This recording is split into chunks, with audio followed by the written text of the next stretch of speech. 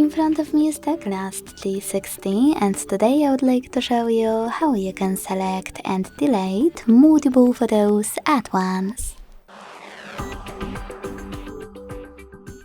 All you need to do is open Photos and tap on Photos or Collections.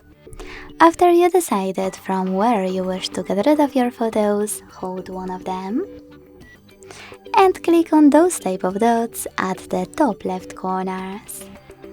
To keep some of those photos, tap on the chosen ones, and to delete the rest, use Delete button at the bottom of Photos section or at the top of Collections one.